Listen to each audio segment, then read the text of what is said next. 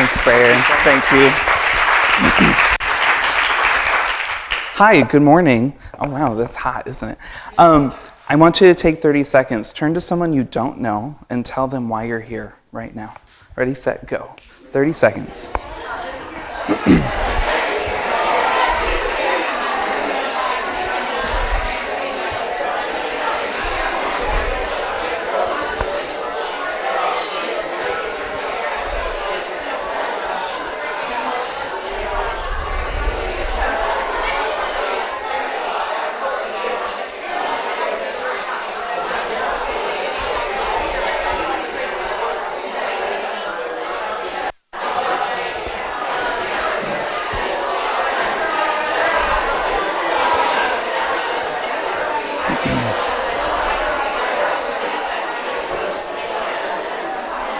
Okay, 5, 4, 3, 2, 1. Let's wrap up that conversation.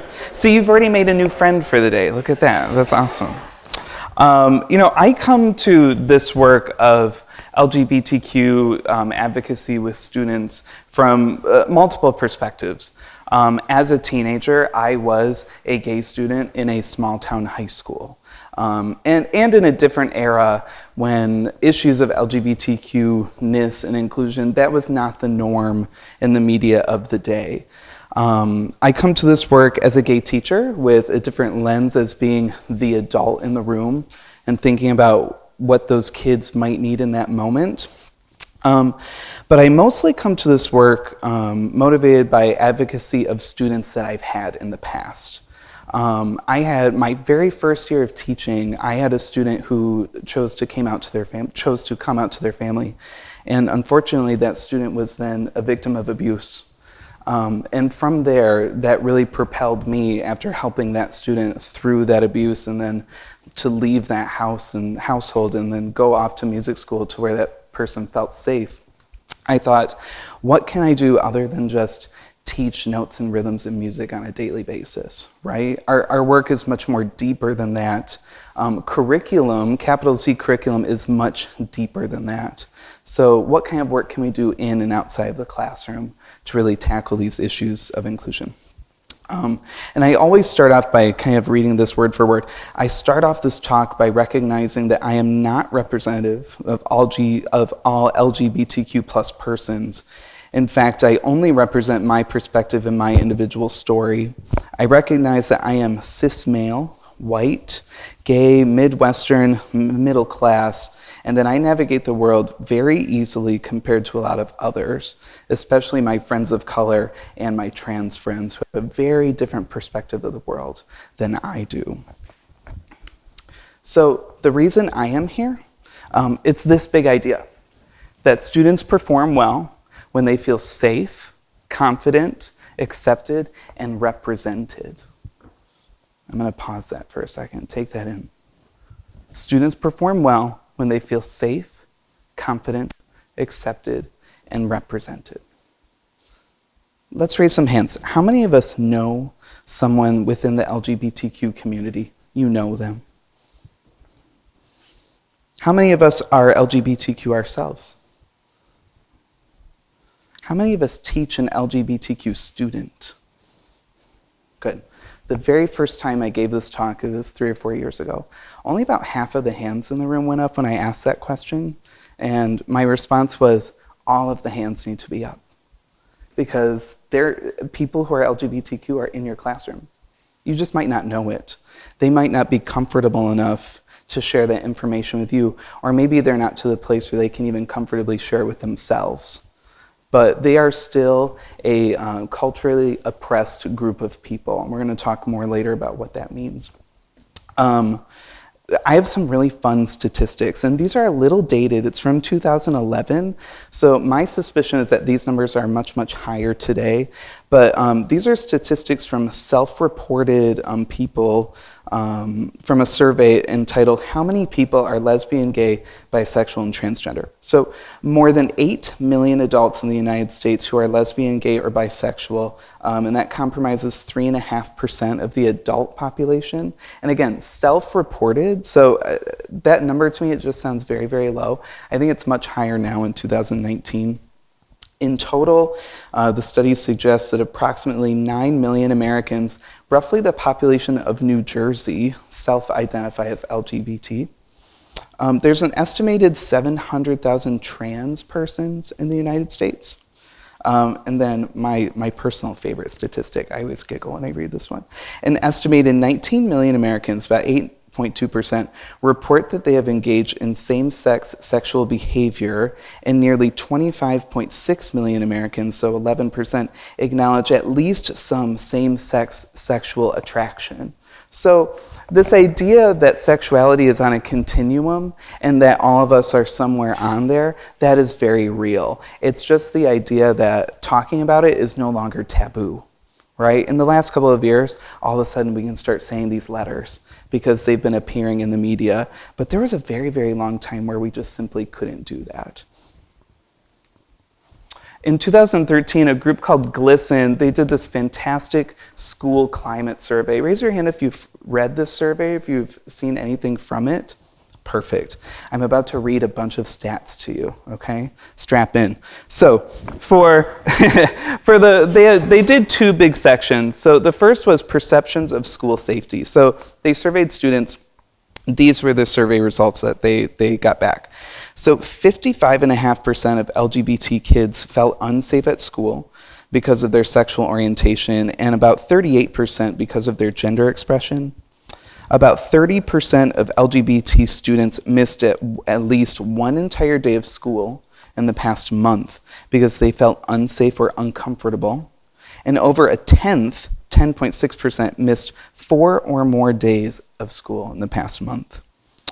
Over a third of students reported that they avoided gender-segregated spaces in school because they felt unsafe or uncomfortable.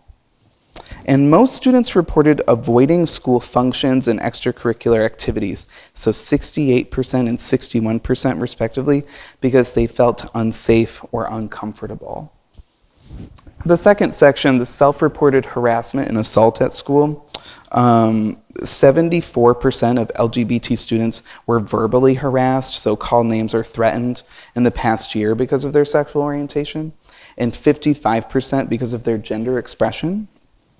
36% were physically harassed, so pushed or shoved in the past year because of their sexual orientation, and 23% because of their gender expression. 16.5% were physically assaulted, so punched, kicked, injured with a weapon in the past year because of their sexual orientation, and 11.4% because of their gender expression.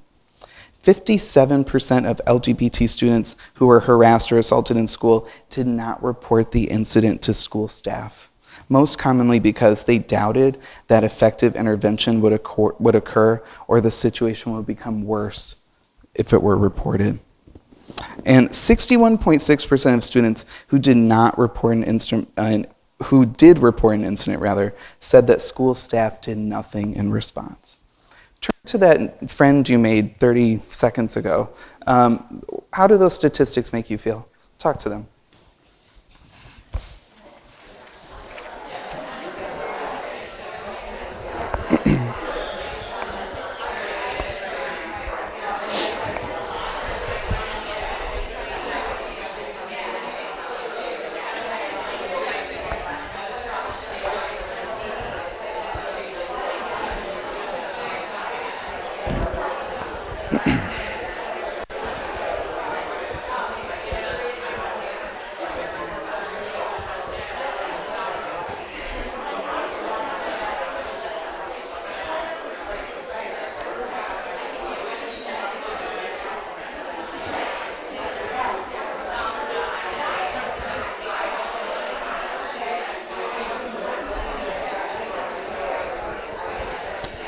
Great, I'm gonna wrap you up there.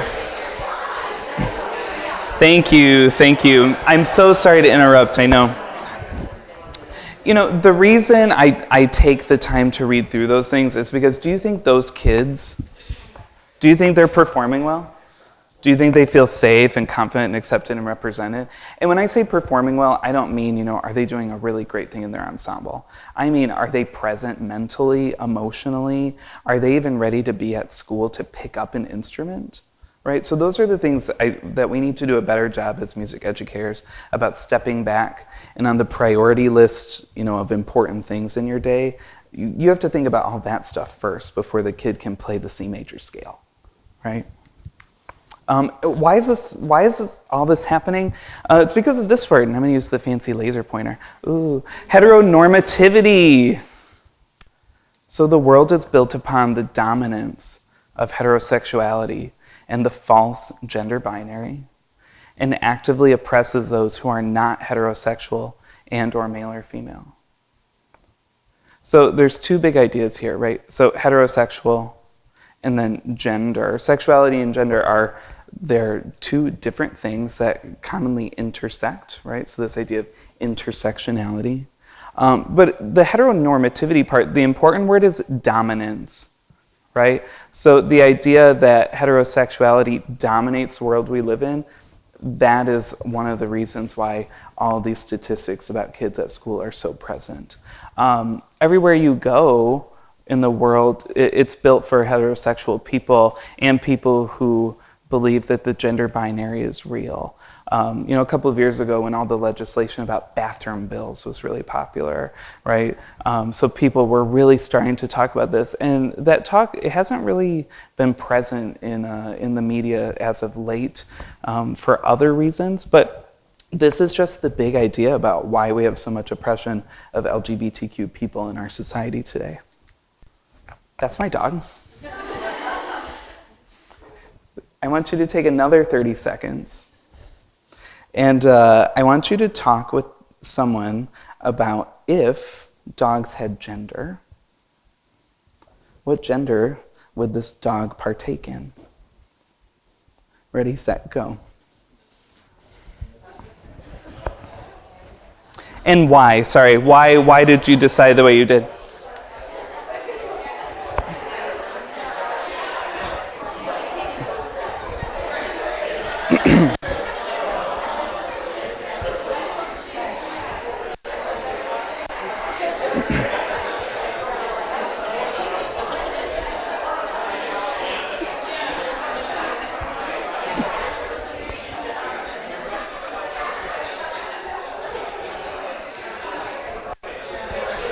Thank you. Thank you. Very quiet, very quiet. Yeah, very quiet.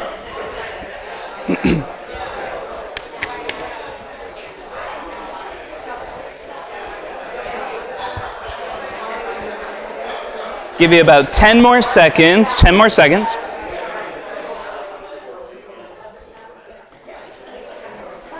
Okay, 5, 4, 3, 2, 1. So you're probably thinking, Matt, like, why are you putting up a picture of a dog? Like, you're so weird.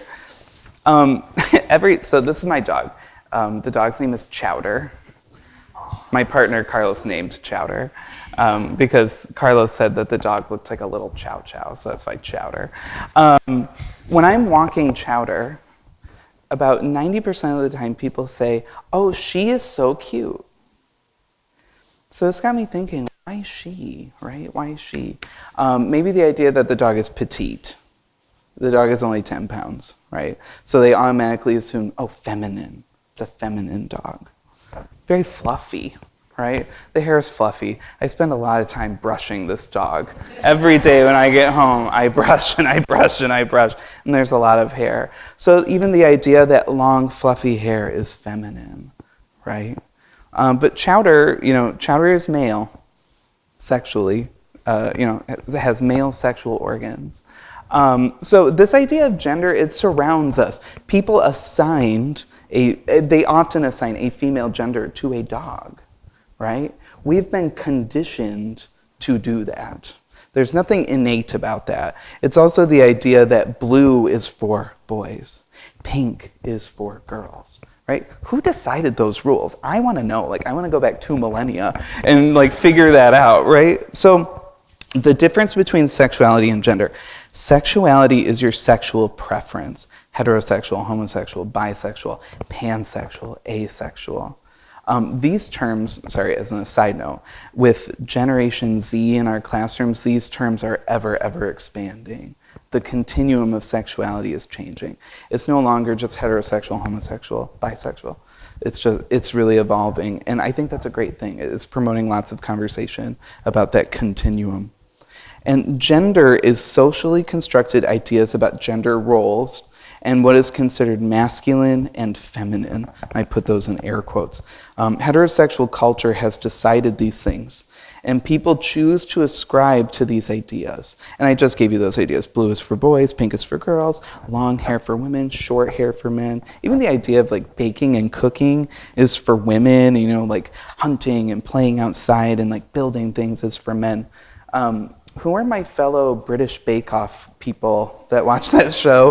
What I love about that is the producers of that show obviously work very, very hard to make that a diverse crowd.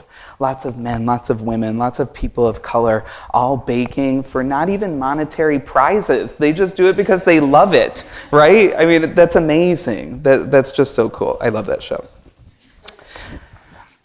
So why does this matter? Because being LGBTQ or non-cisgender, it's stressful. It causes lots of stress. And Zaretta Hammond is a fantastic educator and researcher who writes a lot about race. And she just published a book called Culturally Responsive Teaching in the Brain. I would take a picture of that because that is a book that everyone needs to read like 3 times over. And I went to a talk of hers in the springtime, and I'm sitting there, and she is telling us all about this idea of culturally responsive teaching. And the big idea is that culturally responsive teaching is good for everybody in the classroom, not only your students of color. So if you're teaching in a culturally responsive way, culturally competent way, you're going to be doing great things for all of those kids because everyone is on the same playing field culturally of understanding. And she had a great quote in an article. So if I'm going to read, it's kind of a long quote. If you want to close your eyes and like take it in, that's fine. She writes, "When we feel cared for, our brain is flooded with neurotransmitters and hormones like oxytocin, the same hormone that makes moms fall in love with their babies even after the pain and effort of labor. These happy chemicals tell our prefrontal cortex, the thinking part of the brain, that all is safe, socially, emotionally, and physically. All systems are a go for learning. What happens if you don't feel safe or cared for? There is no learning happening. The flood of stress hormones like cortisol divert blood from the prefrontal cortex to the amygdala, an almond-shaped organ in our reptilian brain, in preparation for fight or flight. Not the time for learning. The brain is signaling us that it's time to respond to threats, not lay back and chill. Imagine going through school without feeling affirmed for the way you speak, think, or see the world. I can bet that doesn't generate a lot of happy feelings. Instead, you might feel guarded, untrusting, and a wee bit hostile even. So think back to those statistics. If the kid in the hallway is shoved, that cortisol is jumped up. They don't have any way to be ready in the classroom. So being culturally oppressed, it's really stressful. It's stressful for kids. It's stressful for teachers. How do we help that kid in the moment when you have 50 violinists trying to rosin bows and one exploded, right? How are you going to help them out? So again, back to this big idea. Students perform well when they feel safe, confident, accepted, and represented. I need all of us in this room to become an ally and a co-conspirator. I had a friend the other day remind me that conspirator, con, C-O-N, it means with, spiritor, to breathe. So you breathe with your conspirators. So you've got to breathe with them. Advocate on behalf of your LGBTQ kids and your other culturally oppressed kids, and you need to question your inclusivity. Every single thing in your room, that is big C curriculum. From the poster on the wall, to the way you talk, to the field trips you plan, to the music you teach. Last big idea, to become sensitive, expressive, and excellent musicians, we must be able to feel vulnerable and comfortable in our music-making spaces in society. If you're not comfortable, you're not going to make great music. So I look forward to your co-conspiratorship. Thank you so much. I appreciate it.